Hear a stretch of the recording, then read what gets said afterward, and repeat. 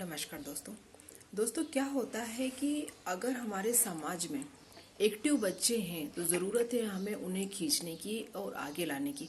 मेरी बेटी का तो ऐसा है कि उसको दूसरे फील्ड में जाना है, लेकिन वो जानना चाहती थी कि आखिर इंटरव्यू में क्वेश्चन कैसे आते हैं और पेपर कैसे होता है। तो वो जब निकली तो उसने कहा मम्मी मेरा तो बहुत ही अच्छा गया पेपर।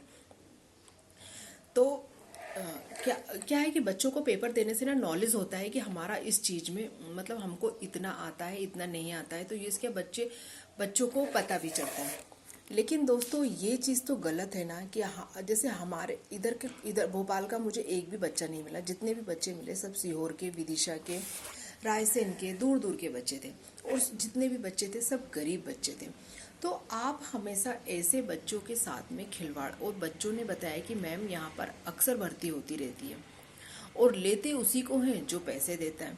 तो जितने भी गार्ड लगे हुए हैं सब, और फिर एक ही बात कह रहे हैं, जैसे गार्ड की सैलरी 15,000 है तो उसके ले रहे हैं 70,000, और कह रहे हैं कि अरे तुम्हारी 4 किस्त में तो हो जाएगी, 4 किस्त में 60। गार्ड के बोल रहे थे कि 70,000 ले रहे हैं और 5 किस्त में तुम्हारी कंप्लीट हो जाएगी।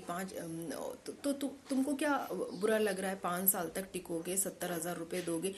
दोस्तों क्या है ये हमारे देश में? मतलब एक्टिव लोगों का क्या होगा, आप ये बताओ। जो गरीब लोग हैं, जो पैसे नहीं दे सकते हैं, उनका क्या होगा? सवाल ये है कि जो इतने बड़े हॉस्पिटल में इतनी ऐसी धांधली हो रही है, ये गलत चीज़ है। अब मैं देख रही हूँ जो इंटरव्यू का जो जगह है, जो फॉर्म भरने की जगह है, उसको एकदम कोने में ले जा करके फेंक दिया है ताकि कोई चेकिंग करने भी आए ना तो स्टार्टिंग में ही पता चल जाए। दोस्तों देखिए, मैं तो संपन्न हूँ, माता रानी की दुआ से मेरे बच्चे जो आज हमारे पास पैसे हैं तो हम अपने बच्चों को 1-1 लाख का कोर्स करवा दे रहे हैं। हमारे बच्चे कहीं ना कहीं अच्छी जगह सेट हो जाएंगे।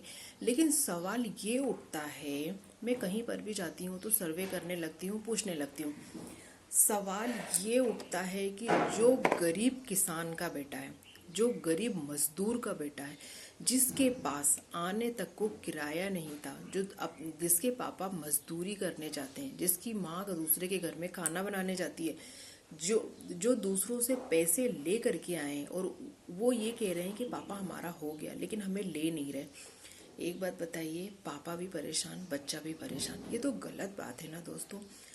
जब उस बच्चे का हो गया है तो आपका फर्ज बनता है, इंसानियत कहती है कि बंद करो पैसा लेना और उस गरीब बच्चे को ले लो।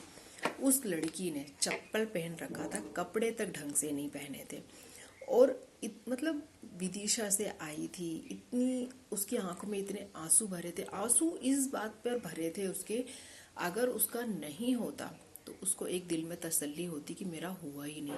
लेकिन 3 मतलब अलग अलग उसके पेपर दिए उसने और उसका तीनों में हो गया।